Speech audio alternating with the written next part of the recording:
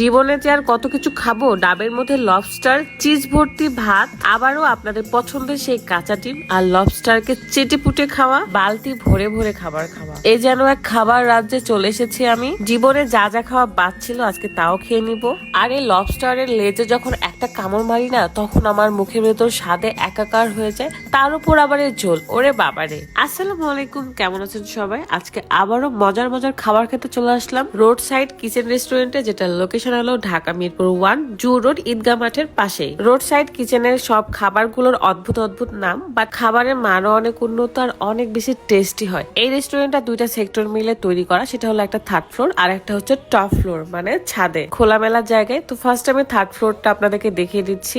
ভেতরে পুরা ডেকোরেশনটা খুবই ইউনিক, আমাদের খুব ভালো লাগছে। মনে হচ্ছে ভেতরে ল্যাম্প পোস্টের লাইট ছিল, দেখেন তারা একদমই ইউনিক করার চেষ্টা করছে, আর বেশ ভালো লাগছে আমার। তো এখন আমি চলে আসলাম টপ ফ্লোরে। তো রুফটপে এসে আমরা খাবার অর্ডার করে ফেলি। এই সেট মেনুটার নাম হচ্ছে জ্যাক এন্ড রোজ, আর এটার নাম হচ্ছে রাইস খাদক সিম্ফনি।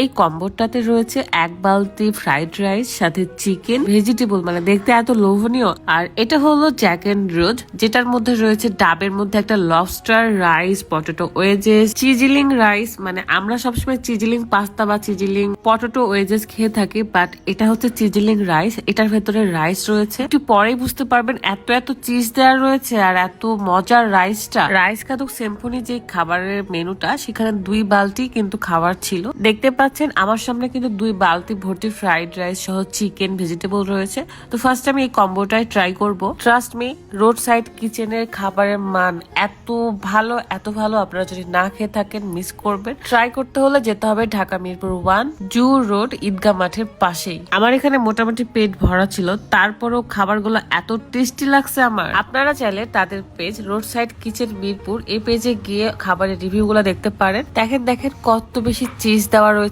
রাইসের ওপর। আমি ফার্স্টে ভাবছিলাম এটা চিজিলিং পাস্তা হবে, বাট দেখি না, এত এত চিজ, তার নিচে রাইস দেওয়া, আর স্পাইসি রাইস ছিল সেটা। সব রাইসের থেকে আমার এই চিজিলিং রাইসটা অনেক বেশি মজা লাগছে। ভাবতে পারেন আমি রাজশাহী থেকে ঢাকায় চলে গিয়েছিলাম তাদের খাবারের রিভিউ দেখে। ঠিক যেরকম খাবারের লুক দেখেছিলাম, আউটলুক দেখেছিলাম, ঠিক সেরকমই পেয়েছি। অ্যান্ড খাবারের স্বাদের কথা কি বলবো, আমার মুখের মধ্যে স্বাদের একটা মেলা বসে গেছে, এরকম মনে হচ্ছিল। তো আমি যে কম্বোটা ট্রাই করলাম সেটা হচ্ছে জ্যাক এন্ড রোজ। দেখতে পাচ্ছেন এটার মধ্যে লবস্টার, চিজিলিং রাইস, সাথে আরো একটা রাইস ছিল, ভেজিটেবল ছিল। তো আমি এখন সেই বিখ্যাত লবস্টারটা ট্রাই করব, দেখতে যে কি লাগছে।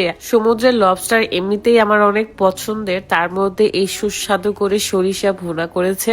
কার নাই লবস্টার খেতে ইচ্ছে করবে বলেন? আমি তো আর এমনি এমনি গুলুমুলু হয়ে যাচ্ছি না, এত এত মজার খাবার দেখে কি লোভ সামলানো যায়? তাদের page road side kitchen Mirpur, পেজটা কিন্তু আমার ক্যাপশনে মেনশন করা আছে, আপনারা অবশ্যই চেক করে নেবেন। এন্ড খাবারগুলোর নাম দেখিয়ে, রিভিউ দেখে কিন্তু আপনারা গিয়ে ট্রাই করতে পারবেন। আপনাদের আশা করি অনেক বেশি ভালো লাগবে। নেক্সট টাইম যদি আমি ঢাকায় যাই, তখন আপনাদেরকে বলেই যাব, যাতে আমরা সবাই মিলে একসাথে খাওয়া দাওয়া করতে পারি। রোড সাইড কিচেনের সবচেয়ে বেশি যেটা ভালো লাগে সেটা হলো তাদের খাবারের খুব সুন্দর সুন্দর নাম রেখেছে তারা, এমনকি সার্ভিসটাও অনেক বেশি ভালো লাগছে।